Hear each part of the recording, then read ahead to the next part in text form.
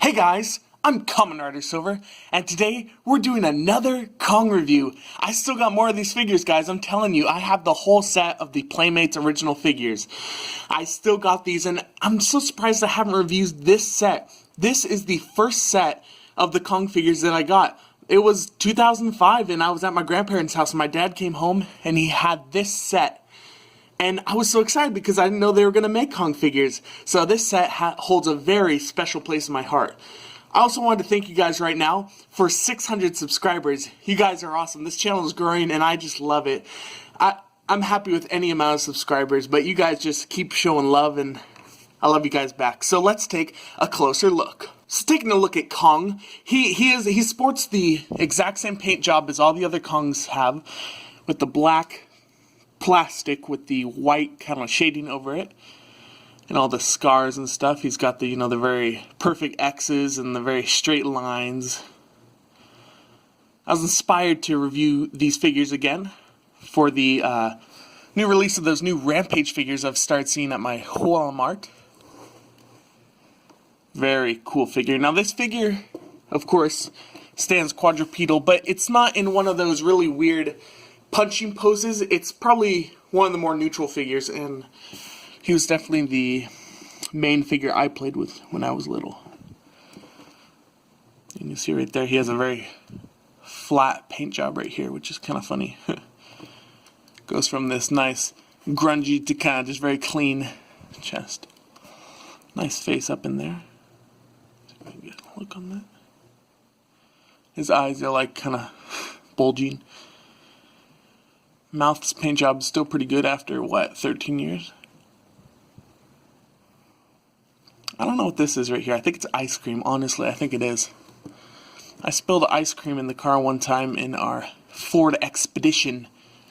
And I remember I had the Ventasaurus Rex with me, and I think I broke the stereo in the back or something like that. Now, as you can see, there's a button back here, and it's for his gimmick. So he has pounding action. So you put up his arms all the way and you can hear they're on like a ratchet. You press the button in the back and bah!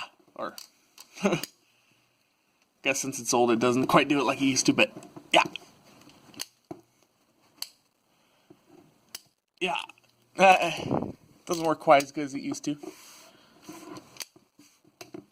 As you can see, he has some punching action.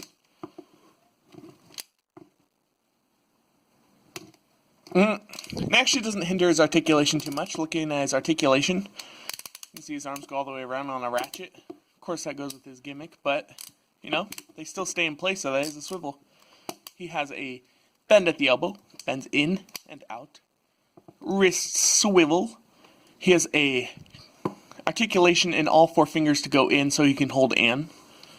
Nothing at the waist. He has some hinges at the thighs, so he can kick forward, backward, spin around. He's got some bends at the knees, so it can go in. And that's pretty much it, but you can get him in some kind of cool poses. Definitely one of the most definitive figures in this line. You can kind of looks kind of ridiculous like that, but I still think he looks pretty cool. Nice. Now taking a look at the other figure that comes in the set. This is Kong's main enemy. No, it's not. This is the Ventasaurus.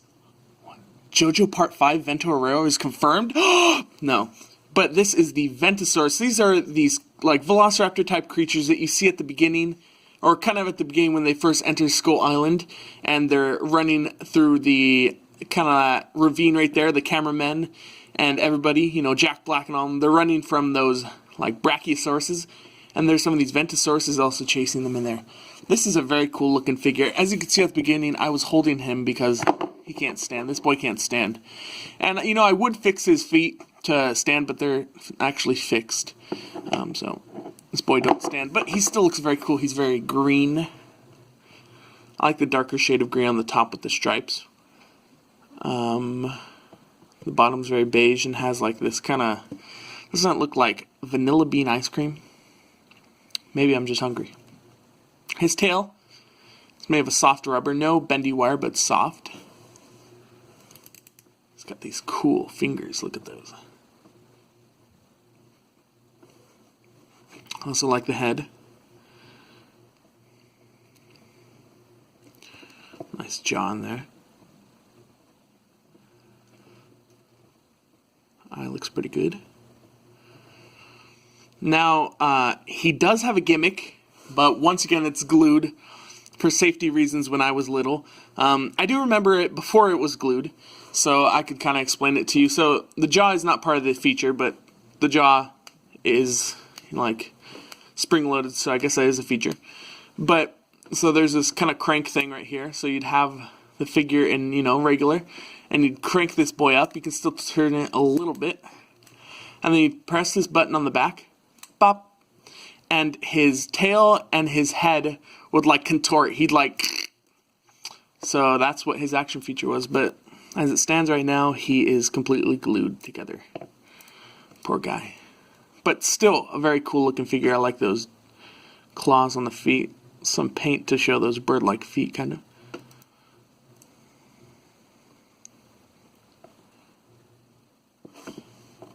Cool. Now, I'm going to let him fall real quick. Just want to compare him real quick to another figure about his size. This is the Jurassic Park Lost World Raptor. As you can see, they're about the same size. I think if the tail was extended out, he'd be about the same size. But just to show you what a, you know, two different Raptors from two different franchises look like. That looks pretty cool. We're going to let him fall again because we're going to bring in the Skull Crawler. So the only other Raptor kind of looking thing that we have from a Kong movie. So that's the Skull Crawler from Skull Island. Kong Skull Island. As you can see, they scale up not too bad, if this is of course a baby skull crawler. So that's pretty cool. So while we're doing size things, let's measure up this Ventasaurus. He doesn't really have any articulation to talk about, so I'll just say, yeah, he's got the hands, but nothing else moves, so let's get right to the size. So he stands about 8 inches long, actually, from head to tail, and if this was long stretched out, he'd be about a 10-inch figure. That's pretty cool. Scaling up Kong. Here's Kong, standing as tall as he can. Oof.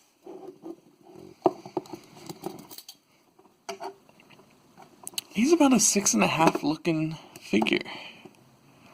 Let's get him standing back up, sorry. Comparing him to another Kong.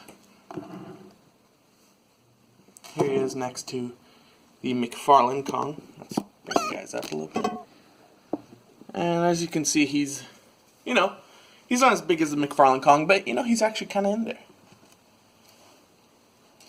Yeah, so they're about the same size as the other figures are in this line, about the 6-inch to 7-inch range. And I think it looks pretty cool. You can kind of get this in a punching position if you kind of have Kong hold his neck or something like that. And then just kind of like that. Oh, look at that. Thumbnail, am I right? Thumbnail?